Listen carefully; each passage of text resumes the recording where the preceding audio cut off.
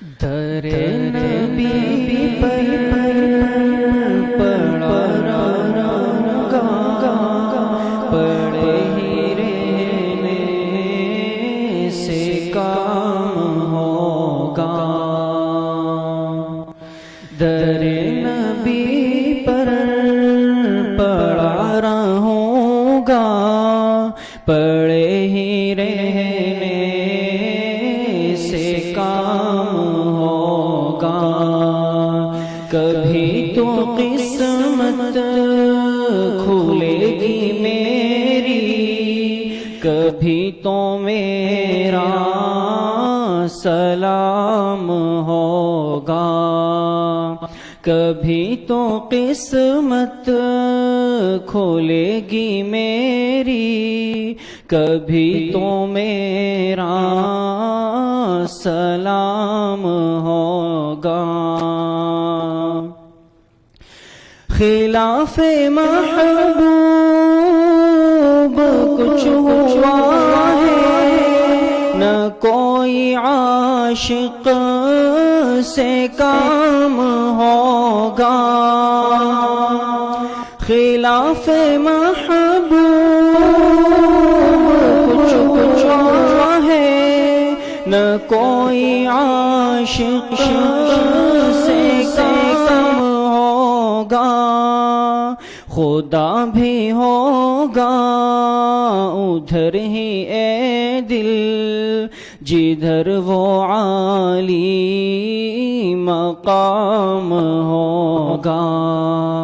خدا بھی ہوگا ادھر ہی اے دل، جدھر وہ عالی مقام ہوگا۔ کبھی تو قسمت کھلے گی میری، کبھی تو میرا سلام ہوگا۔ کیا ہی جاؤں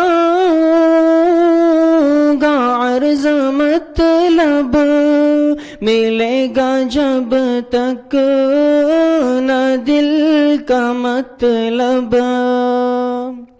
کیا ہی جاؤں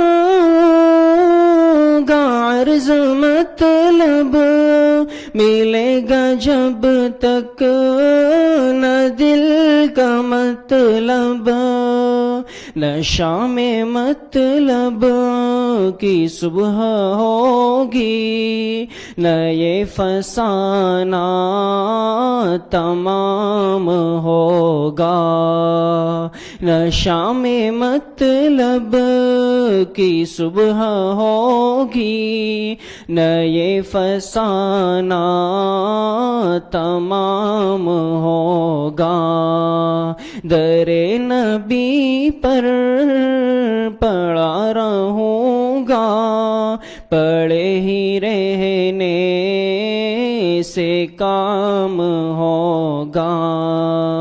در نبی پر پڑا رہوں گا، پڑے ہی رہنے سے کام ہوگا۔ کبھی تو قسمت کھلے گی میری، کبھی تو میرا سلام ہوگا۔ کبھی تو قسمت کھلے گی میری، کبھی تو میرا سلام ہوگا۔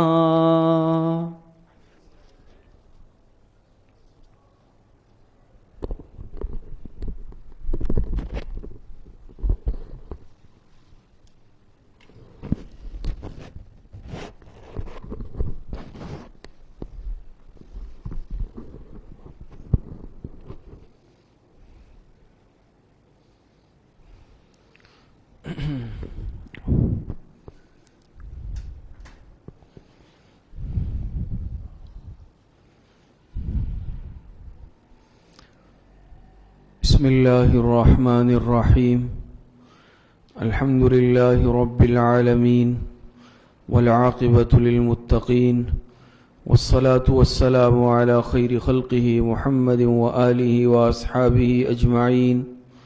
قال الله تبارك وتعالى: لقد كان لكم في رسول الله أسوة حسنة. وقال تبارك وتعالى: يا أيها الناس اتقوا ربكم الذي خلقكم من نفس واحدة. صدق الله العظيم. محترم و مکرم و معزز خواتین و حضرات، سیرت طیبہ کے سلسلے کی تکمیل کے بعد اب اسوہ حسنہ کا سلسلہ چل رہا ہے، اور آج اسوہ حسنہ کے اس سلسلے کی 37ویں کلاس ہے۔ جناب رسول اللہ صلی اللہ علیہ وسلم آخری نبی ہے، آپ پر نبوت کا سلسلہ مکمل ہو چکا ہے، اور آپ علیہ الصلاۃ والسلام کی تعلیمات قیامت تک کے لیے ہے، ہمیشہ کے لیے ہے۔ جناب رسول اللہ صلی اللہ علیہ وسلم کیا پیغام لے کر آئے؟ تو محمد الرسول اللہ صلی اللہ علیہ وسلم کا پیغام وہ ہے دین اسلام۔ آپ علیہ الصلاۃ والسلام کا پیغام اس امت کے نام وہ دین اسلام ہے۔ دین اسلام میں کون کون سی باتیں شامل ہے؟ یہ 4 باتیں یہ دین اسلام میں داخل ہے۔ نمبر 1 عقائد، نمبر 2 عبادات، نمبر 3 معاملات، اور نمبر 4 معاشرت و اخلاق۔ عقائد سے متعلق تفصیلات آپ حضرات کے سامنے بیان ہو چکی ہے۔ عقیدے کا معنی اور مفہوم کیا ہے، عقائد میں کون کون سی باتیں داخل ہے، اور عقائد کی کیا اہمیت ہے۔ دوسرے نمبر پر ہے عبادات۔ عبادات سے متعلق بھی جتنی اقسام ہے، نماز ہے، روزہ ہے، یہ ساری تفصیلات عبادات سے متعلق، اور اسی طرح عبادات کی اہمیت، فضیلت، ساری تفصیلات آپ حضرات کے سامنے بیان ہو چکی ہے۔ تیسرے نمبر پر ہے معاملات۔ پھر معاملات کے تحت جو تفصیلات تھی معیشت سے متعلق، ذرائع معاش، چاہے وہ تجارت ہو، چاہے وہ حرفت و صنعت ہو، چاہے وہ ملازمت ہو، چاہے وہ زراعت ہو، یہ ساری تفصیلات بھی آپ حضرات کے سامنے بیان ہو چکی ہے۔ چوتھی بات وہ معاشرت و اخلاق ہے، اور معاشرت و اخلاق سے متعلق بات آپ حضرات کے سامنے چل رہی ہے۔ جی، یعنی دین اسلام کے تحت چوتھی بات وہ معاشرت و اخلاق ہے۔ پھر معاشرت و اخلاق کے تحت اسلامی حقوق کا سلسلہ چل رہا ہے۔ اسلامی حقوق وہ حقوق جو شریعت نے مقرر کیے ہیں، وہ حق مجھ پر بحیثیت باپ کے بھی ہو سکتا ہے، بحیثیت اولاد کے بھی ہو سکتا ہے، بحیثیت شوہر کے بھی ہو سکتا ہے، بحیثیت پڑوسی کے بھی ہو سکتا ہے، بحیثیت رشتہ دار کے بھی ہو سکتا ہے، اور بحیثیت مسلمان کے، بلکہ بحیثیت انسان کے بھی ہو سکتا ہے۔ یہ ساری تفصیلات آپ حضرات کے سامنے چل رہی ہے۔ اسلامی حقوق کے تحت پھر حقوق العباد کا بیان چل رہا ہے، اور حقوق العباد کے ذیل میں خاندان کے حقوق، اور خاندان کے حقوق کے تحت میاں بیوی کے حقوق انشاءاللہ آج بیان ہوں گے۔ جی یہ نقشہ دیکھ لیں کہ اسلامی حقوق معاشرت و اخلاق میں یہ اسلامی حقوق ہے، یعنی کس کے کس پر کیا کیا حقوق ہے، لازم ہے۔ تو حقوق کے بنیادی طور پر 2 قسمیں ہیں۔ پہلی قسم ہے حقوق اللہ، دوسری قسم ہے حقوق العباد۔ حقوق اللہ یعنی وہ حق جو اللہ پاک کی ذات سے متعلق ہے، اور حقوق العباد وہ حق جو بندوں کے ہیں۔ پھر حقوق اللہ 3 طرح سے ہیں: اللہ تعالیٰ کے حقوق، رسول اللہ صلی اللہ علیہ وسلم کے حقوق، قرآن کریم کے حقوق، یہ تینوں حقوق اللہ میں داخل ہے۔ اللہ پاک، اللہ تعالیٰ کے حقوق، رسول اللہ کے حقوق، کتاب اللہ کے حقوق۔ دوسری قسم ہے حقوق العباد، بندوں کے حقوق۔ پھر حقوق العباد یہ 4 قسموں پر مشتمل ہے۔ سب سے پہلے ہے نفس کے حقوق۔ نفس، اس پر بات ہو گئی ہے کہ انسان کی اپنے نفس کے انسان پر کیا کیا حق ہے، اپنی ذات کے انسان پر کیا حق ہے۔ دوسرے نمبر پر ہے خاندان۔ تیسرے نمبر پر ہے انسان، اور چوتھے نمبر پر ہے عام مخلوق. پھر اس میں جانور بھی آ گئے، چرند پرند.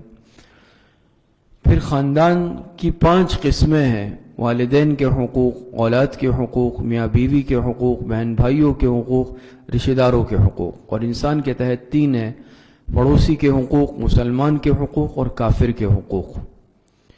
پڑوسی میں مسلمان بھی ہو سکتا ہے، کافر بھی ہو سکتا ہے، لیکن اس کو الگ مستقل ذکر کیا. اس پر انشاءاللہ آگے بات آ جائے گی اس کی اہمیت کی وجہ سے. تو خاندان کے حقوق کا بیان چل رہا تھا، پھر اس میں والدین کے حقوق آپ حضرات کے سامنے بیان ہو گئے.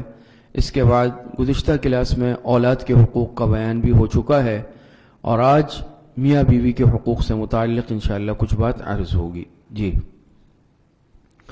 تو یہ دیکھیں خاندان کے تحت 5 قسمیں ہیں: والدین، اولاد، میاں بیوی، بہن بھائی، رشتہ دار. میاں بیوی کے حقوق. جی، میاں بیوی کے حقوق.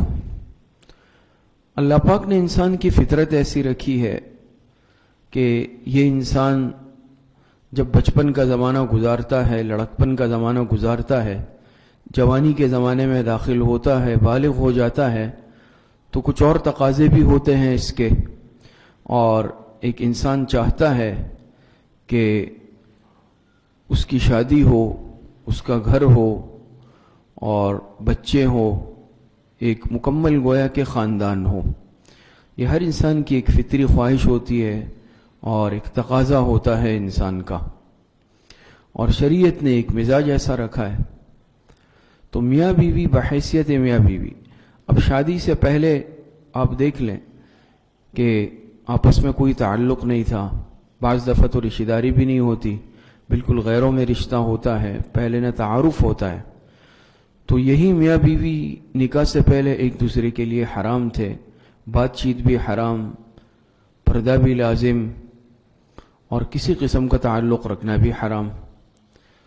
تو ہمارا یہ دین اسلام اتنا جامع اور پیارا اور خوبصورت دین ہے کہ شریعت نے ایک پاکیزہ راستہ رکھا ہے، وہ ہے نکاح کا راستہ، جو حضور علیہ السلام کی سنت مبارکہ بھی ہے نکاح فرمانا.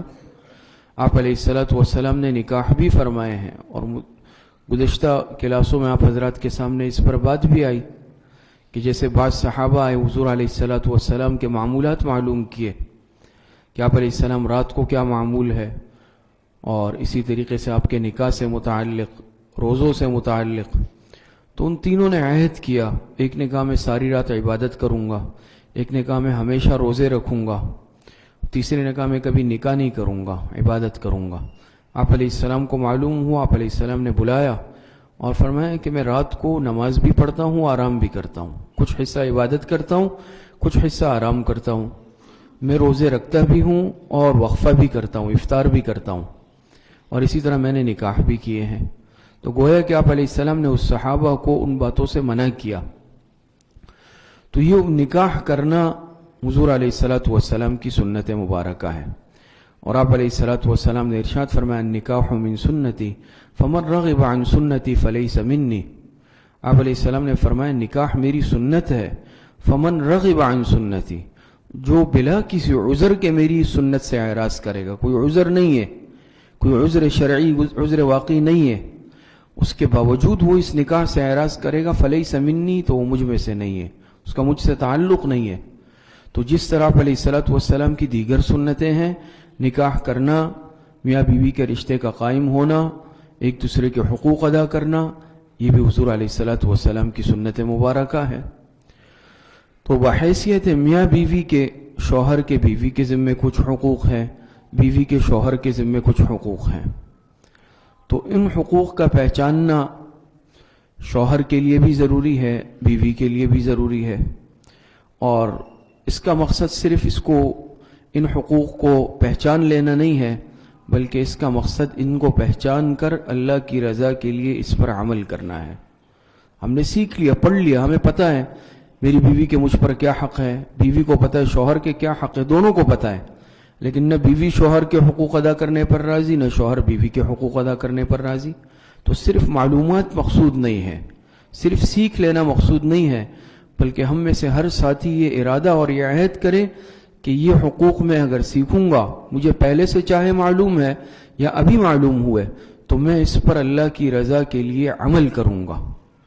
سب یہ عہد کرتے ہیں نا, تو بھئی یہ مقصد ہو.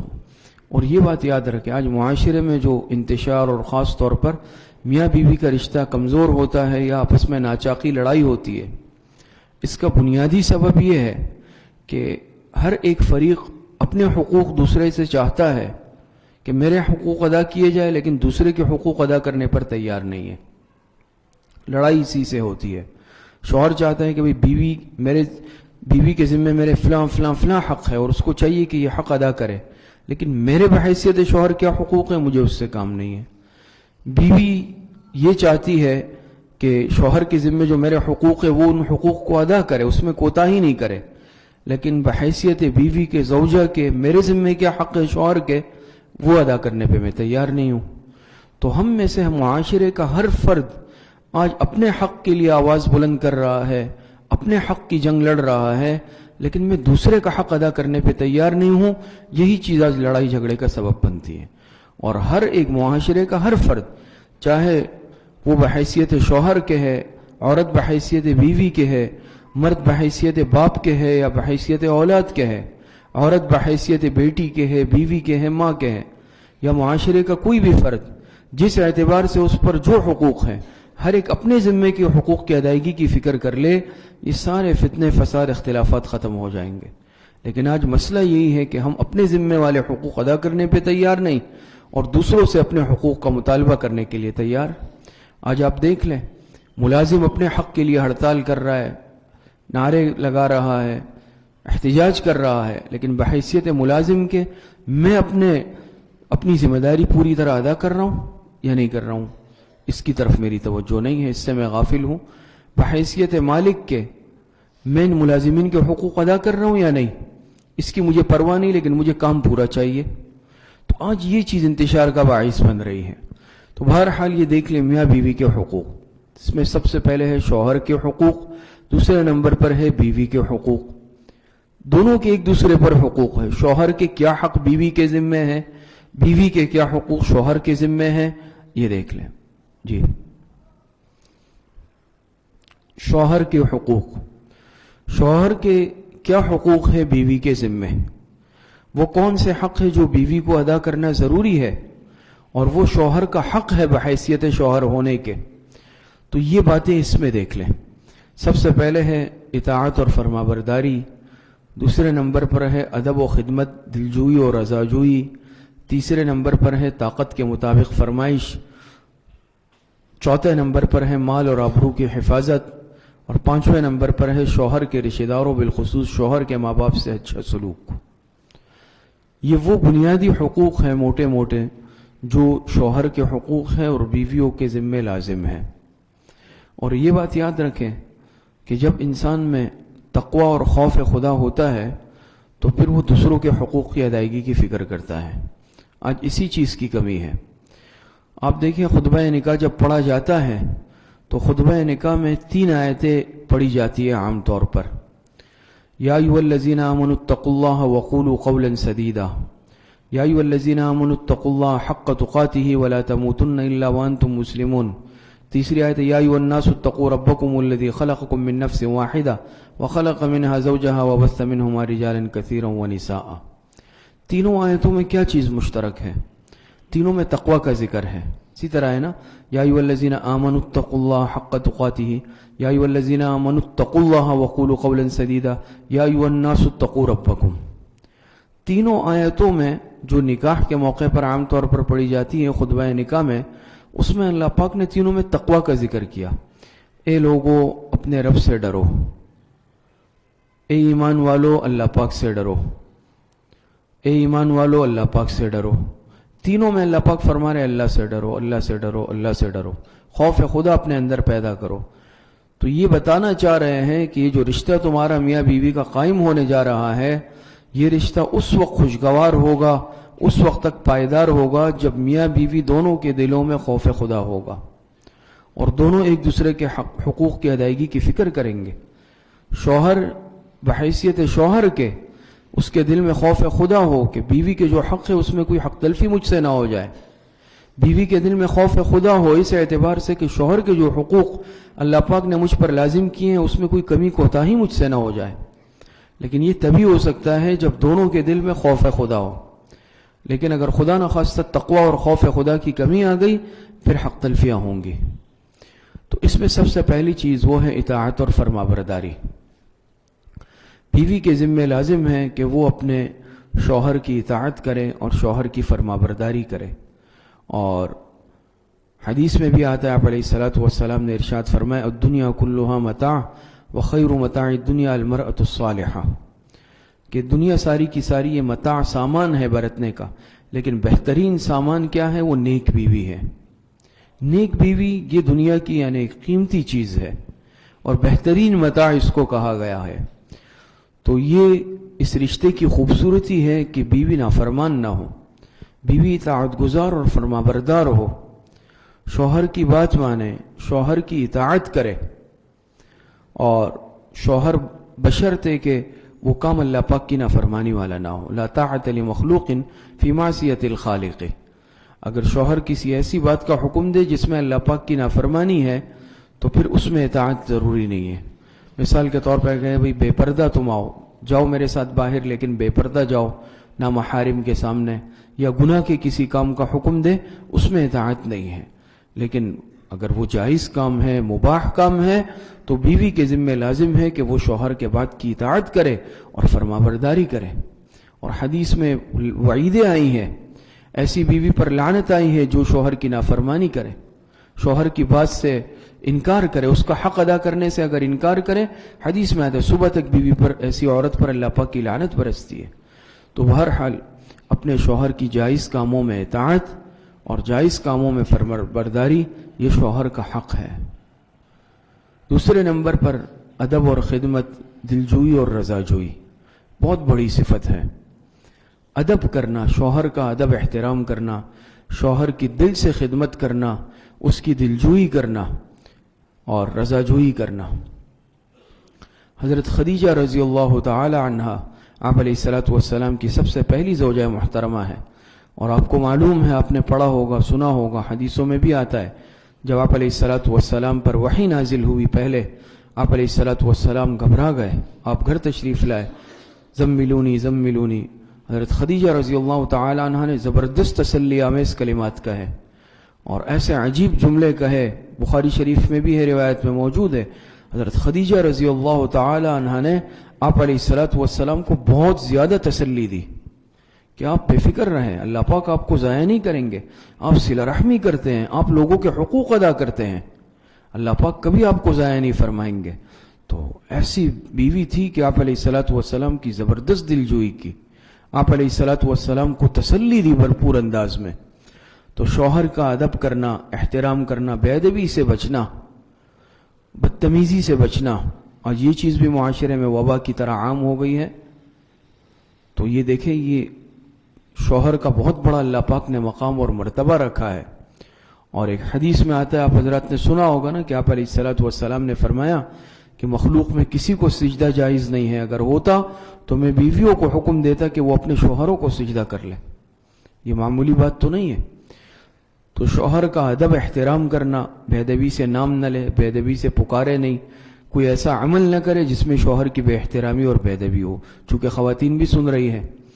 اور اسی طریقے سے دلجوئی، دل شکنی نہیں کرنا. دلجوئی کہتے ہیں کہ تسلی دینا، دل رکھ لینا. دل شکنی کہتے ہیں دل توڑنا، ایسی باتیں کرنا کہ اس کا دل دکھ جائے، دل ٹوٹ جائے، ایسی باتیں نہیں کرنی، بلکہ دلجوئی کرنی ہے. اگر وہ بیچارہ، اب انسان ہے، ہر انسان پریشان ہے آج کل. بھئی رات کو آیا، کاروباری پریشانی، دکان میں پریشانی، باہر کوئی مسئلہ ہو گیا، تو بیوی تسلی دے، اب فکر نہیں کرے، خیر ہو جائے گی. تو آج کل کیا ہے بھئی، اور زیادہ پریشان کر دیا. وہ پہلے سے باہر سے پریشان آیا، یہاں اس نے کہا کہ بھئی یہ مسئلہ ہے، یہ مسئلہ ہے، تم یہ نہیں کرتے ہو. عام طور پہ پھر اس میں گڑھ ٹوٹ جاتے ہیں. انسان جب پہلے سے پریشان ہو، فکر مند ہو، اور گھر پہ آ کے اور زیادہ پریشان کیا جائے تو پھر انسان ٹوٹ جاتا ہے. تو تسلی دے، دلجوئی کی جائے، اور رضا جوئی، ایسے کام کرے جو شوہر کی رضامندی پر مبنی ہے. شوہر کو ناراض کرنے والے کام نہ کرے، نہ شوہر کو ناراض کرنے والی بات کرے، نہ شوہر کو ناراض کرنے والا کام کرے. کوئی عمل بھی ایسا نہ کرے، بلکہ ایسا عمل کرے، ایسا کام کرے کہ جس کی بنیاد پر شوہر خوش ہو جائے. اور حدیثوں میں کتنے فضائل آئے ہیں کہ میاں بیوی ایک دوسرے کو مسکرا کر دیکھے، اس کی بھی فضیلت ہے. ایک دوسرے کو لقمہ دے، منہ میں لقمہ دینا، اس کی بھی فضیلت آئی ہے. اور آپ علیہ الصلوۃ والسلام کی پوری گھریلو زندگی ہمارے سامنے موجود ہے کہ آپ علیہ السلام کا ازواج مطہرات کے ساتھ اور ازواج مطہرات کا جناب رسول اللہ صلی اللہ علیہ وسلم کے ساتھ کیا معاملہ تھا، کس طرح آپس میں ادب، احترام، دلجوئی اور رضاجوئی کا معاملہ تھا. تو ایک مسلمان کے لیے بھی ان صفات کو اور خواتین کو ازواج مطہرات والی زندگی اپنانے کی ضرورت ہے کہ اس کا مطالعہ کیا جائے. حضرت عائشہ، حضرت خدیجہ، دیگر ازواج مطہرات کی زندگی کیسے تھی. تیسرے نمبر پر ہے طاقت کے مطابق فرمائش. یہ چیز بھی بہت اہم ہے اور آج یہ چیز بڑی مصیبت بن رہی ہے. بعض دفعہ بیوی فرمائش کرتی ہے اور اس کا حق بھی ہے کہ بیوی اگر جائز فرمائش کرے اور شوہر کی استطاعت طاقت میں ہے تو اس میں بلا وجہ پھر نہ بخل سے کام لے اور نہ پریشان کرے. حق ہے، وہ بھی انسان ہے. یہ دیکھیے، یہ بھی بڑی قربانی ہے کہ ماں باپ نے اس کی تربیت کی، ایک بچی کو پالا پوسا اور اس کی اچھی تربیت کی، تعلیم دلوائی، اور جب وہ بڑی ہوئی، کسی ماں باپ کی خدمت کے قابل ہوئی تو ماں باپ نے کیا کہ تمہارے ساتھ نکاح کر کے تمہارے گھر بھیج دیا. اور اس نے کتنی بڑی قربانی دی کہ اپنے ماں باپ کے گھر کو چھوڑ دیا. یہ بہت بڑی قربانی ہے. ہمیں اس کا احساس نہیں ہے کہ وہ اپنے ماں باپ کے گھر کو چھوڑ کے ہمارے گھر آ رہی ہے. اور بعض دفعہ تو شہر بھی الگ، بعض دفعہ ملک الگ، اتنی دور. تو یہ بہت بڑی قربانی ہے، اس قربانی کی بھی قدر کی جائے. تو یہ معمولی قربانی نہیں ہے. تو بعض دفعہ انسان ہے کوئی فرمائش کر لیتا ہے، بھئی فلاں چیز چاہیے، فلاں چیز، یا بھئی فلاں کام کریں یا فلاں جگہ چلیں. اگر اس میں کوئی ناجائز چیز نہیں ہے، ناجائز معاملہ نہیں ہے، جائز فرمائش ہے، انسان ہے تو، اور اگر شوہر کے بس میں ہے، اس کے طاقت میں ہے، تو پھر اس میں بلا وجہ بخل سے یا اس میں بلا وجہ جو ہے ضد سے کام نہ لیا جائے. لیکن بیوی کے لیے بھی یاد رکھیں کہ یہ حکم ہے، یہ تعلیمات ہے کہ وہ شوہر کی طاقت کو مد نظر رکھے. خواتین کے اندر یہ چیز بہت ہے کہ بھئی پڑوسن کے پاس کوئی چیز دیکھ لی، کسی اور کے پاس، سہیلی کے پاس دیکھ لی، بھئی سونے کی چیز ہے، اب وہ مالدار گھرانے کے ہیں، یہ غریب گھرانہ ہے، لیکن اس نے شوہر سے ضد شروع کی، بھی مجھے بھی یہ چیز دلاؤ. یا وہ لوگ جو ہے فلاں جگہ بیرون ملک سیر کے لیے گئے، آپ مجھے بھی لے جاؤ. اب دونوں کے شوہروں کی حیثیت میں زمین آسمان کا فرق ہے، مالی حیثیت، طاقت میں فرق ہوتا ہے. یہ بیچارہ نہیں اس کو یعنی افورڈ کر سکتا، یہ اس کی طاقت نہیں رکھتا، لیکن اب اس پر اڑ جانا، ضد کرنا، پریشان کر دینا، گھر کے ماحول کو متاثر کرنا، یہ غلط بات ہے. تو انسان ہر چیز میں یعنی ایک سامنے والے کی طاقت کو دیکھے. تو بیوی کے ذمہ لازم ہے جو فرمائش کی جا رہی ہے یہ دیکھ لے کہ اس کے پاس اس وقت اس کے وسائل ہے یا نہیں ہے، اس کی طاقت ہے یا نہیں ہے. ٹھیک ہے، یہ یاد رکھے کہ اب آگے آئے گا کہ بیوی کے حقوق، نان، نفقہ، سکنا، یہ شوہر کے ذمہ لازم ہے. لیکن بعض چیزیں ایسی ہیں جو خارجی عام طور پر ہوتی ہے. بھئی آپ باہر سے آج باہر ہمیں لے جائیں کھانے کے لیے، مثال کے طور پہ، اب اس کے پاس اللہ نے دیا بھی ہے، طاقت ہے، سواری ہے، سب ہے، بالکل لے جائیں، بہت اچھی بات ہے. بیوی بچوں کا حق ہے جائز سیر و تفریح. لیکن اگر نہیں ہے یا وقت نہیں ہے یا اس کے پاس وسائل ہی نہیں ہے سرے سے، یا اس وقت اس کی پوزیشن نہیں ہے، تو پھر ایسے مطالبہ کرنا اور اس پر اڑ جانا یہ بالکل شایع نشان نہیں ہے ایک عورت کے. اس کے بعد ہے مال اور آبرو کی حفاظت. ایک یعنی جس کو کہا جائے نیک اور صالحہ عورت اور بیوی وہ ہے جو شوہر کے مال اور آبرو کی حفاظت کرے، شوہر کی غیر موجودگی میں اس کے مال کی بھی حفاظت کرے اور اس کے آبرو کی بھی حفاظت کرے. مال کی حفاظت کرے. اب شوہر کا مال ہے، شوہر مثال کے طور پہ یہاں اس گھر میں نہیں ہے یا بیرون میں ہے، اب اس کو اس طرح استعمال کرنا کہ اس کو ضائع کر دینا، اڑا دینا بے مقصد، تو یہ بات درست نہیں ہے. ٹھیک ہے، اس کے شوہر کا مال ہے لیکن اس کی حفاظت کرے، اس کو غلط استعمال نہ ہونے دے، نہ اس کو اسراف میں استعمال کرے، اسراف، فضول خرچی، ان چیزوں میں اس کا بھی خیال رکھے. اور آبرو عزت کی بہت زیادہ، یہ تو ایک عورت کے ذمہ فرض ہے کہ اس میں کوئی خیانت نہیں کرے، اور چاہے شوہر ہے یا نہیں ہے لیکن اپنے عزت اور آبرو کی حفاظت کرے. اس کے بعد ہے شوہر کے رشتہ داروں، بالخصوص شوہر کے ماں باپ سے اچھا سلوک. یہ بھی شوہر کے حقوق میں داخل ہے. ٹھیک ہے شوہر کے ساتھ تو میرا رویہ اچھا ہے، شوہر کے ساتھ تو بیوی ادب سے پیش آ رہی ہے، اس کی خدمت بھی کر رہی ہے، لیکن شوہر کے رشتہ دار یا خصوصاً یہ جو ساس سسر کا رشتہ ہے یہ بھی نازک رشتہ ہے، ان سے رویہ اچھا نہیں ہے۔ بات سمجھ میں آ رہی ہے؟ اپنے شوہر کے باپ یا ماں یعنی والدین ان کی خدمت نہیں کر رہی، ان کی نافرمانی کر رہی ہے، ان سے لڑائی جھگڑا کر رہی ہے، یہ بھی شوہر کی حق تلفی ہے۔ یہ سوچ لے بحیثیت بیوی کے بھی میرے بھی ماں باپ ہیں، اگر میرے ماں باپ کے ساتھ اگر میری بھابھی اس طرح کا رویہ اختیار کرے تو مجھے دکھ ہوتا ہے، تو میں اپنے شوہر کے ماں باپ کے ساتھ کیوں ایسا رویہ اختیار کروں؟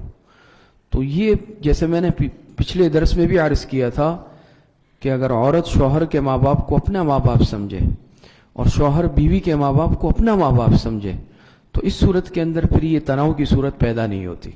لیکن آج مصیبت یہ ہے کہ ہم یہ تفریق کرتے ہیں، بھئی یہ اپنے یہ غیر ہے، یہ فلاں ہے اور یہ فلاں ہے۔ بیوی کہیں کہ بھئی تمہارے ماں باپ سے میرا کیا رشتہ، تو یہ غلط ہے۔ اس کے ماں باپ ہیں، ان کو اپنے ماں باپ اور اپنے والدین کی جگہ پر سمجھا جائے تو کبھی بھی پھر یہ اختلافات پیدا نہیں ہوتے۔ اور ماں باپ کو بھی چاہیے کہ بہو کو اپنی بچی کی طرح، اپنی اولاد کی طرح سمجھے، اس صورت میں بھی اللہ پاک اتفاق پیدا فرما دیتے ہیں۔ تو شوہر کے رشتہ داروں اور پھر رشتہ داروں میں بالخصوص ماں باپ سے اچھا سلوک کرنا۔ بعض دفعہ یہ ہے کہ بھئی شوہر الگ گھر لے کے رہ رہا ہے، اس کے ماں باپ ملاقات کے لیے، حق ہے ماں باپ کا، بہت زیادہ حق ہے، بیان ہوا ہے آپ کے سامنے کہ ماں باپ کے کیا حقوق ہے، اس پر تو بات ہوئی نا آپ کے سامنے۔ اب بیوی نے کہا کہ بھئی یہ ملاقات کے لیے نہیں آئیں گے، یہ غلط بات ہے۔ یا اگر شوہر جا رہا ہے، اچھا تم آج پھر اپنے ماں باپ سے ملنے گئے، آج پھر وہاں گئے، فلاں چیز وہاں لے کے جا رہے ہو، تو بھئی ماں باپ کا تو اتنا حق ہے وہ انسان ادا نہیں کر سکتا۔ تو اس طرح کی باتیں کرنا اور شوہر کے ماں باپ کی توہین تنقیص کرنا یا اس کو ماں باپ کی خدمت سے روکنا یا ماں باپ سے جدا کرنا، دور کروانا، چاہے ذہنی طور پر ہو، جسمانی طور پر ہو، یہ بالکل جائز اور درست نہیں ہے۔ بات سمجھ میں آ رہی ہے؟ چونکہ ہماری خواتین بہنیں بھی سن رہی ہے، اس لیے عرض کر رہا ہوں خاص طور پر کہ شوہر کے رشتہ داروں یعنی شوہر کے ماں باپ سے اچھا سلوک یہ شوہر کا حق ہے، لہٰذا اس میں یعنی ان سے بدسلوکی اور برا رویہ یا قطعی طور پر اختیار نہ کیا جائے۔ جی، یہ وہ حقوق کچھ آپ حضرات کے سامنے بیان ہوئے جو شوہر کے حقوق ہیں اور بیوی کے ذمہ لازم ہے۔ جی، کچھ حقوق وہ ہیں جو بیوی کے حقوق ہیں اور بحیثیت شوہر کے وہ شوہر کے ذمہ لازم ہے کہ شوہر ان حقوق کا خیال رکھے، ان حقوق کو ادا کرے، جس میں نمبر 1 طاقت کے مطابق ضروریات زندگی کا انتظام۔ میں نے آپ حضرات کے سامنے عرض کیا ابھی کہ کچھ چیزیں حقوق ایسے ہیں جو شوہر کے ذمہ لازم ہوتے ہیں، اس میں 4 باتیں بنیادی ہیں: خوراک، لباس، رہائش، علاج، معالجہ، جس کو ہم نان نفقہ، سکنا اور معالجہ کہتے ہیں۔ نان نفقہ، سکنا اور معالجہ۔ خوراک، اب ظاہری بات ہے یہ نکاح کر رہا ہے، اس بیوی کو اپنے گھر لا رہا ہے، اب کمانا یہ تو بیوی کے ذمہ نہیں ہے، یہ تو مردوں کے ذمہ ہے۔ گھر کے کام، خدمت، بچوں کی تربیت، بچوں کو پالنا، یہ عورت کے ذمہ ہے، لیکن حلال کمانا، کما کر لانا، یہ شوہر کے ذمہ ہے۔ لہٰذا خوراک کا انتظام، کھانے پینے کا انتظام، لباس کا انتظام سردی گرمی کے مطابق، موسم کے مطابق، اسی طرح رہائش کا انتظام۔ اس میں بھی یہ سمجھ لے، رہائش میں بعض دفعہ گھر الگ ہونا ضروری ہے، یہ ضروری نہیں ہے شوہر کے ذمہ اتنا ہو کہ الگ مستقل ایک کمرہ ہو، ہاں یہ اتنا سکنا ضروری ہے۔ اگر اس کو اللہ پاک نے استطاعت دی ہے، ٹھیک ہے، گھر لے لے۔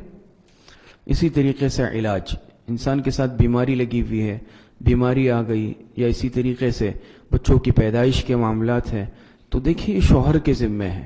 بعض دفعہ ہم اس میں رسم و رواج کا شکار ہو جاتے ہیں کہ بھئی بچہ ہو رہا ہے، چلو ماں باپ کے گھر بھیج دیں، وہ الگ معاملہ ہے، لیکن اس وقت بھی یہ خرچہ، یہ علاج، یہ شوہر کے ذمہ ہے، یہ ماں باپ کے ذمہ نہیں ہے۔ جب بچی کی شادی ہو جائے اور وہ شوہر کے گھر آ جائے نکاح کے بعد، اب اس کا علاج، معالجہ، اس کی رہائش، اس کا لباس، اس کی خوراک، یہ اب لڑکی کے ماں باپ کے ذمہ نہیں ہے، یہ اب شوہر کے ذمہ ہے۔ اور یہ اخلاق سے بھی بہرحال بہت ہی گری ہوئی بات ہوگی کہ شوہر کہے کہ بھئی جاؤ ماں باپ سے لے کے آ جاؤ، جاؤ باپ سے فلاں چیز لے کے آؤ، اور اس طرح کی چیزیں اور اس طرح کے معاملات بھی سامنے آتے ہیں بعض دفعہ. بہت سارے ایسے حضرات آتے ہیں بیچارے کے بچی کو تنگ کیا ہوا ہے اور بچی کو بلیک میل کر رہے ہیں اور بچی سے کہتے ہیں کہ جاؤ اتنے روپے لے کر آؤ ورنہ بھی طلاق دے رہا ہوں. یہ حقیقت ہے.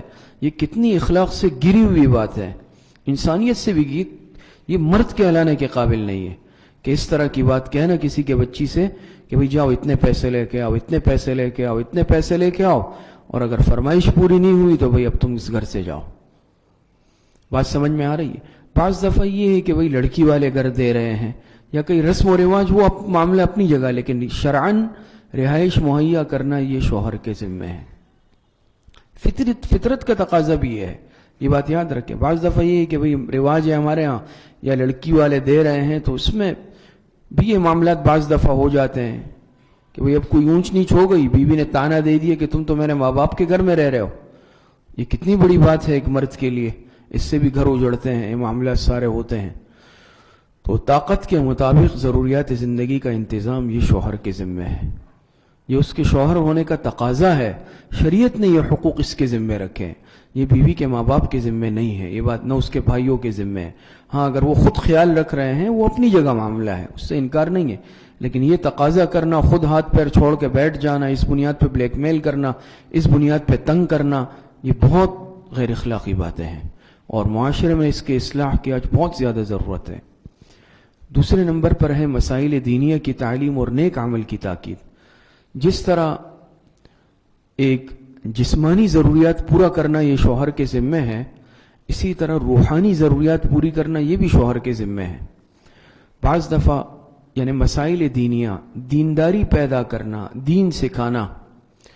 بعض دفعہ تو یہ کہ بھئی چلو بھئی مجھے بڑا شوہر کہتے ہیں میں نے بیوی کو بڑا خوش رکھا ہوا ہے, اتنا لاکھوں روپے خرچہ دے رہا ہوں, ہر سال عمرے پہ جا رہے ہیں, ہر سال بیرون جا رہے ہیں یہ, لیکن بھئی آپ نے اپنے بیوی بچوں کو نماز سکھائیں, نماز کی پابندی آپ کروا رہے ہیں, قرآن پڑھا ہے انہوں نے, دین سیکھا ہے, دین کے احکامات سیکھے ہیں یا نہیں,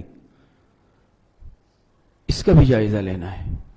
قرآن کریم میں اللہ پاک فرماتے یا ایھا الذین آمنوا قوا انفسکم واہلیکم نارا, اے ایمان والو اپنے آپ کو بھی جہنم کی آگ سے بچاؤ اور اپنے اہل و عیال کو بھی جہنم کی آگ سے بچاؤ. اس میں بیوی بچے بھی آ گئے. بات سمجھ میں آ رہی ہے؟ اور ایک حدیث میں آتے ہیں آپ علیہ السلام نے فرمایا الا کلکم راع وکلکم مسئول عن رعیتہ, یاد رکھو تم میں سے ہر شخص نگہبان ہے اور ہر ایک شخص سے اس کی رعایا کے بارے میں سوال کیا جائے گا. جیسے ایک بادشاہ ہے ملک کا, وہ پوری عوام اس کی رعایا ہے, قیامت کے دن ایک ایک کا پوچھا جائے گا. تو گھر کا جو مرد ہے, گھر کا سربراہ, یہ بیوی بچے بھی اس کے رعایا میں داخل ہے, تو ان کا بھی پوچھا جائے گا. اب اگر بیوی بے نمازی ہے, ایک نماز نہیں پڑھ رہی, تو بحیثیت شوہر کہ میں نے اس کو کچھ کہا ہے یا نہیں, نماز کا کہتا ہوں نہیں کہتا ہوں, بچے نماز نہیں پڑھ رہے, میں نے اس پہ ان کو ٹوکا ہے یا نہیں. بات سمجھ میں آ رہی ہے؟ تو جس طرح جسمانی پرورش اور جسمانی ضروریات پوری کرنا شوہر کے ذمہ ہے, اس طرح روحانی ضروریات پوری کرنا یہ بھی شوہر کے ذمہ ہے. مسائل دینیہ کی تعلیم. بات سمجھ میں آ رہی ہے نہیں آ رہی؟ اور یاد رکھیں آج ہم میں سے ہر ایک چاہتا ہے نا ہماری اولاد نیک ہو, اولاد اچھی تربیت یافتہ ہو. اس کے لیے ضروری ہے کہ میاں بیوی خود تربیت یافتہ ہو, میاں بیوی خود تعلیم یافتہ ہو, میاں بیوی خود یعنی دینداری والی زندگی گزار رہے ہو. آج میاں بیوی خود دین پر عمل نہیں کر رہے اور چاہ رہے ہیں کہ بچے نیک صالح بن جائے, یہ کبھی نہیں ہو سکتا, ایسا ہو نہیں سکتا. تو ایک نیک عورت ہوگی, نیک مرد ہوگا, تو اولاد بھی نیک ہوگی, اولاد بھی اسی ترتیب پہ چلے گی. لیکن آج افسوس یہ کہ یہ ضروریات تو ہم بڑی پوری کر رہے ہیں, ایک ایک چیز کا خیال رکھ رہے ہیں. آج اگر دنیاوی معاملات میں بچوں سے بیوی سے اونچ نیچ ہو جائے ہمیں اس پہ غصہ آ رہا ہے, لیکن اگر نمازیں فوت ہو رہی ہے, نمازیں ضائع ہو رہی ہے, بیوی بچے نمازیں نہیں پڑھ رہے, مجھے اس پہ غصہ آ رہا ہے یا نہیں, میں اپنا جائزہ لے لوں بحیثیت مسلمان شوہر ہونے کے. ہم میں سے ہر ایک جائزہ لے لے کہ اس پہ میں کچھ کہتا ہوں یا نہیں کہتا ہوں بیوی بچوں کو. وہ تلاوت کر رہے نہیں کر رہے, اگر بیوی نے قرآن نہیں پڑھا تو بحیثیت شوہر کے میں اس کو قرآن کریم کی تعلیم دوں. اور الحمدللہ آج ہمارے معاشرے میں اللہ پاک کے فضل و کرم سے بنات کے مدارس ہیں اور ایسے کورسز ہیں خواتین کے لیے بہترین قسم کے, کہ ہمارے لیے تو بڑے مواقع ہیں. ہم اس سے فائدہ اٹھائیں، خود بھی فائدہ اٹھائیں اور گھر کی مستورات کو بھی بھیجیں. قرآن نہیں پڑھا بھائی، قرآن سکھوائیں، اس کو بھیجیں. ایک وقت آئے گا پورا قرآن کریم بھی پڑھ لے گی، ایک وقت آئے گا دین کے سارے مسائل سیکھ لے گی. تو اس سے ہم غافل نہیں رہے کہ میں صبح جا رہا ہوں رات کو آ رہا ہوں مجھے کیا پتا. ایسا نہیں، ان چیزوں سے غافل نہیں رہنا. تو مسائل دینیہ کی تعلیم ہم خود اگر جو سیکھ رہے ہیں گھر میں رات کو مذاکرہ کریں، رات کو کچھ دیر کے لیے تعلیم کی مجلس قائم کریں. یہ شوہر کی بحیثیت شوہر کے ذمہ لازم ہے، میرے ذمہ. بات سمجھ میں؟ نیک عمل کی تاکید، اصلاحی مجالس، بزرگوں کی مجالس ہو رہی ہے. مستورات کا آج کل ہر پروگرام میں انتظام ہے. تو وہی اپنی بیوی کو بھی لے جائیں، بچیوں کو بھی لے جائیں. اور نیک ہمارے جو اکابر مشائخ صلحاء، ان کی مجلس میں ایک اثر ہوتا ہے، اللہ پاک خود ماحول بدل لیتے ہیں. اور اس کے لیے یہ چیز بھی ضروری ہے کہ گھر سے نافرمانی والے آلات دور کر دیں. آج یہ مصیبت ہے، خود ہم نافرمانی والے آلات اپنے بیوی بچوں کو لا کے دے رہے ہیں، پھر کہہ رہے ہیں کہ بھئی یہ غلط راستے پہ جا رہے ہیں. تو ایسا تو ہوگا، ہم کسی کے مٹھی میں آگ کا انگارہ دے کے کہیں کہ اس کا ہاتھ نہیں جلے، ایسا تو ہو نہیں سکتا. تو ہم خود ایسے اسباب فراہم ہی نہ کریں جو اللہ پاک کی نافرمانی والے اسباب ہیں. گھر کے ماحول کو صاف ستھرا رکھیں، گھر کے ماحول کو اچھا رکھیں. تیسرے نمبر پر ہے محارم رشتہ دار سے ملاقات کی اجازت. یہ بھی بیوی کا حق ہے. بات سمجھ میں آ رہی ہے؟ خاص طور پر بیوی کے ماں باپ، اس کے بہن بھائی، اس کے ماموں، اس کے چچا، یہ محارم رشتہ دار کہلاتے ہیں. نامحارم کی بات نہیں چل رہی ہے. بات سمجھ میں آ رہی ہے؟ تو ملاقات کی اجازت دی جائے. یہ اس لیے خاص ذکر کیا کہ اس میں بھی بعض دفعہ بڑی کمزوری ہوتی ہے. بیوی آ گئی، جب سے شادی ہوئی ایسے معاملات بھی سامنے آئے، وہ کہتی ہے 10 سال ہو گئے ماں باپ کی شکل نہیں دیکھی، 20 سال ہو گئے بھائیوں کی شکل نہیں دیکھی. شوہر چھوڑ نہیں رہا، وہ کہہ رہے بھائی آپ نے نہیں جانا. تو یہ اس کا حق ہے. دیکھیں ماں باپ ہو، بھائی ہے، خاص طور پر یہ تو بہت قریبی رشتہ دار. بات سمجھ میں آ رہی ہے؟ لہٰذا ملاقات سے روکنا یا ان کو اپنے گھر میں آنے سے روکنا بعض دفعہ تھوڑی سی اونچ نیچ ہو جاتی ہے. بھئی میرے سسر سے اختلاف ہو گیا، یا کوئی ایسی جو ہے سالے سے انبن ہو گئی، اب میں نے اس کا گھر میں داخلہ تو بند کر دیا، بیوی کو بھی جانے سے روک دیا. یہ غلط ہے. اس کے بھائی تو ہیں نا، اس کے ماں باپ تو ہیں، وہ اگر ٹھیک ہے میرا کچھ تھوڑا بہت ذہنی بعد ہے یا اختلاف ہے وہ اپنی جگہ، لیکن اس بنیاد پر اتنا آگے جانا حد سے کہ بیوی پر پابندی لگا دینا، بچوں پر پابندی لگانا کہ بھئی ننیال نہیں جانا، ان کی شکل نہیں دیکھنی. تو ہم اس بارے میں خود سوچ لیں کہ اپنی اولاد سے ہم جدا ہو سکتے ہیں، اپنی اولاد کو ہم الگ کر سکتے ہیں. اسی طرح میری بیوی بھی کسی کی اولاد ہے، کسی کی بچی ہے، تو ہم کچھ دیر کے لیے یہ بھی سوچ لیں. تو محارم رشتہ دار جیسے میں نے عرض کیا، پھر خاص طور پر اس کے ماں باپ ہو گئے، بھائی وغیرہ بہنیں ہو گئی، ان سے ملاقات سے نہ روکا جائے. اور اس میں بھی اعتدال مطلوب ہے طرفین سے. میں عرض کرتا ہوں، خواتین بھی سن رہی ہے. اب دیکھیں یہ بھی نہیں ہے کہ شوہر بالکل روک دے کہ تمہیں جانا ہی نہیں ہے، سال گزر جائے، مہینے گزر جائے، اور بیوی کو بھی اب آئے دن کل بھئی میں پھر جانا ہے، پرسوں پھر جانا ہے، ایسا بھی نہیں. کہ اعتدال کے ساتھ 15 دن مہینے میں ایک دفعہ اس کا حق ہے وہ چلی جائے. تو وہ بھی یعنی حد سے اعتدال تجاوز نہ کرے، اعتدال سے حد سے کہ اب آئے دن روزانہ آنا جانا چل رہا ہے یا وہ شوہر سے روزانہ مطالبہ کرے، یہ نہیں ہے. اعتدال کے ساتھ 15-20 دن مہینہ، یا شہر اگر الگ ہے تو 2-3 مہینے میں ایک دفعہ. اور شوہر کو بھی یہ نہیں چاہیے کہ وہ بالکل مہینوں تک بالکل پابندی لگا دے، نہ اس کا اہتمام کرے، اس بارے میں سستی اور غفلت کرے، ایسا نہ کرے. چوتھے نمبر پر ہے غلطیوں پر درگزر اور بوقت ضرورت تادیب.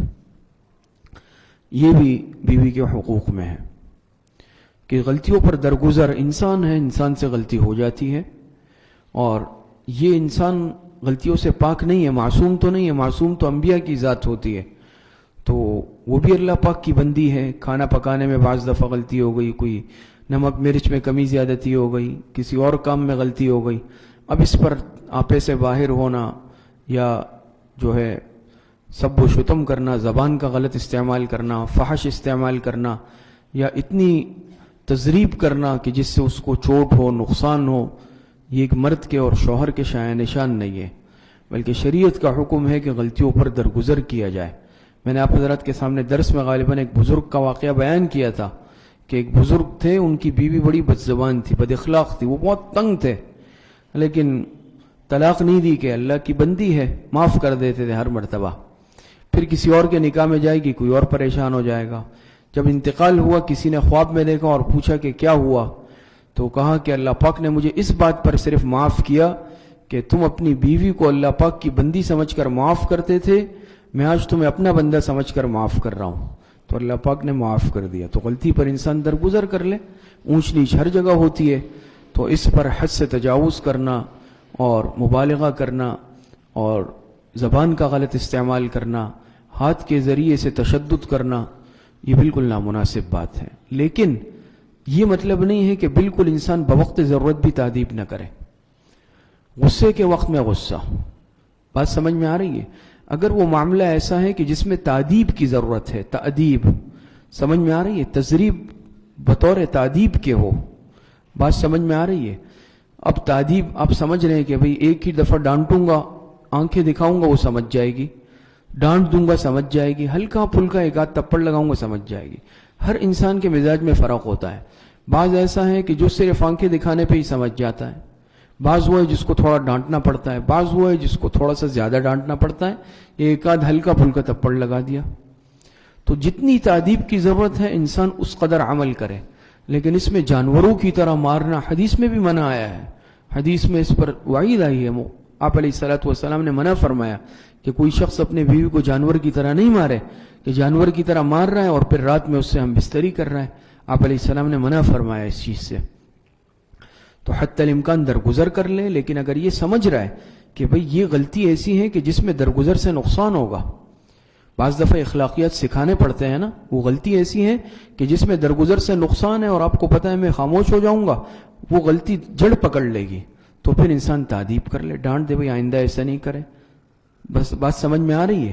تو درگزر والی غلطی ہے تو انسان وہاں درگزر کر لے، لیکن جہاں غصے کی ضرورت ہے، ڈانٹ ڈپٹ کی ضرورت ہے، بالکل کی جا سکتی ہے اور کرنی چاہیے تادیباً، اس میں کوئی حرج نہیں ہے۔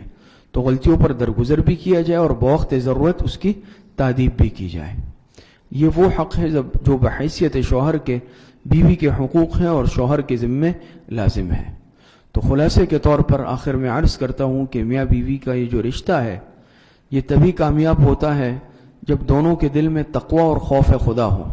آج مصیبت یہ بنی ہوئی ہے، دیکھیں قرآن کریم میں اللہ پاک نے کیا فرمایا، ہن لباس لکم وانتم لباس لہن، ہن لباس لکم وانتم لباس، یہ بیویاں تمہارے لیے لباس ہے، تم ان کے لیے لباس ہو۔ شوہر نے، اللہ پاک نے میاں بیوی کے رشتے کو لباس سے تعبیر کیا، بات سمجھ میں آ رہی ہے؟ لباس انسان کے جسم کو چھپا دیتا ہے اور یہ انسان کے لیے ستر کے چھپانے کا باعث ہے، بات سمجھ میں آ رہی ہے؟ یہ میاں بیوی کو ایک دوسرے کا لباس اس لیے کہا گیا کہ بعض باتیں ایسی ہیں کہ جو انسان عام باہر پبلک میں سامنے نہیں لاتا، بات سمجھ میں آ رہی؟ گھر میں اونچ نیچ ہو گئی، معاملہ ہو گیا، اب اگر بیوی ہر ایک کو کہتی پھر رہی ہے بھئی شوہر نے ایسا کیا ایسا کیا، تو یہ کیا ہے؟ یہ اس پردے کو ختم کرنا ہے، اپنے آپ کو بے لباس کرنے کے مترادف۔ یہ شوہر نے ریکارڈ لگا دیا کہ بھئی ایسا ہے ہر ایک کے سامنے، یہ غلط ہے۔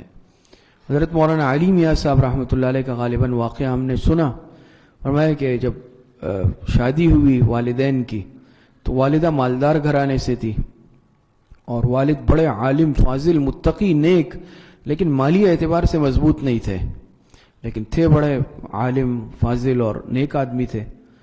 لیکن بہرحال جب تربیت ہوتی ہے تو اب ایسا ہوتا ہے نا کہ بیوی مالدار گھرانے سے آئی ہے، لیکن کیا ہے کہ بھئی معلوم ہے کہ بھئی یہ میرے شوہر ہے، تو بعض دفعہ ایسا ہوتا ہے کہ بھئی ننیال والے کسی کو بھیجتے کہ بھئی جا کے دیکھو کیا حالات ہے، تو وہاں سے اگر کوئی آتا تو والدہ کیا کرتی، اب کھانے کو کچھ نہیں ہوتا پکانے کو، لیکن خالی ہانڈی میں پانی ڈال کے چولہے پہ چڑھا دیتی اور آگ جلا دیتی کہ بھئی ہمارے ہاں تو پک رہا ہے۔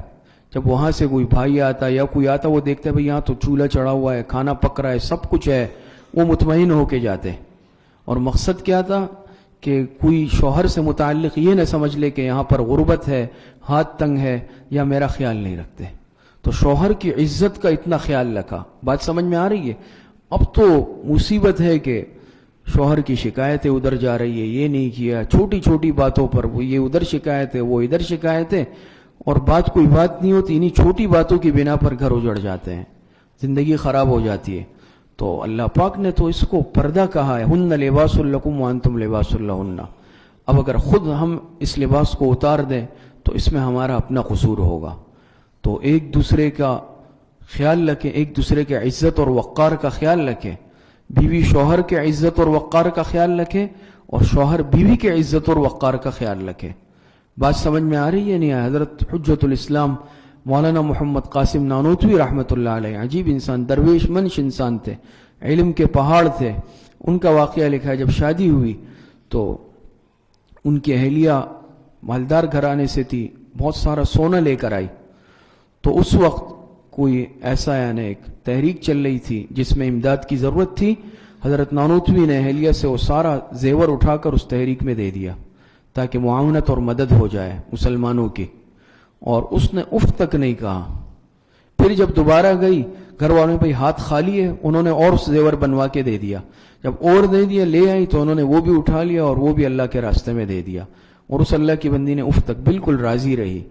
تو بہرحال عرض کرنے کا مقصد یہ ہے کہ آج انہی دنیاوی چھوٹی چھوٹی چیزوں پہ ہماری لڑائیاں ہیں، اختلافات ہیں میاں بیوی کے، اس نے یہ کیا، اس نے یہ چیز بنا کے نہیں دی، اس بنیاد پر اختلافات اور زندگی کو ہم جہنم بنا دیتے ہیں، جس کا یقینی اثر اولاد پر بھی اور بچوں پر بھی پڑتا ہے۔ تو بہرحال خلاصہ یہ ہے کہ اگر ہم چاہتے ہیں گھریلو زندگی خوشگوار رہے، ناچاقی اور اختلافات سے اپنے آپ کو بچائیں، اولاد بھی نیک صالح ہو، اولاد کی اچھی تربیت ہو، تو اس کے لیے ضروری ہے کہ میاں بیوی کے دل میں اللہ پاک کا خوف بھی ہو، ایک دوسرے کے حقوق کا استحضار بھی ہو، اور ایک دوسرے کے عزت اور وقار کا خیال بھی رکھے، کسی کے انا کو مجروح نہ کرے۔ بحیثیت شوہر یہ مطلب نہیں ہے کہ اب میں شوہر ہوں تو مجھے بیوی کو بے عزت کرنے کا بالکل 100% حق حاصل ہے، یا بیوی اگر مالی طور پر زیادہ مضبوط ہے تو شوہر اس کے پیر کی جوتی ہو گیا۔ اس طرح کی سوچیں جو ہے یہ انسان کی زندگی کو خراب کرتی ہے اور متاثر کرتی ہیں۔ اللہ پاک صحیح عمل کی توفیق عطا فرمائے۔ وآخر دعوانا ان الحمدللہ رب العالمین۔ الحمدللہ رب العالمین والعاقبۃ للمتقین والصلاة والسلام علی فرما دے۔ اللہ ملک میں اس وقت جو خوف کی فضا ہے اور یہ جو بیماری سے متعلق ہے، اللہ تمام مسلمانوں کی اس بیماری سے حفاظت فرما دے، اس کے اثرات سے حفاظت فرما دے، تمام مسلمانوں کی، امت مسلمہ کی، چھوٹے بڑے کی، مرد عورت کی، اس موذی مرض سے، اس بیماری سے حفاظت فرما دے، اور اطمینان، سکون، چین والی زندگی ہم سب کو نصیب فرما دے۔ ہماری دعاؤں کو اپنے فضل و کرم سے، فضل و رحمت سے اپنی بارگاہ میں قبول فرما دے۔ وصلی اللہ وسلم علی نبینا محمد وآلہ واصحابہ اجمعین برحمتک یا ارحم الراحمین۔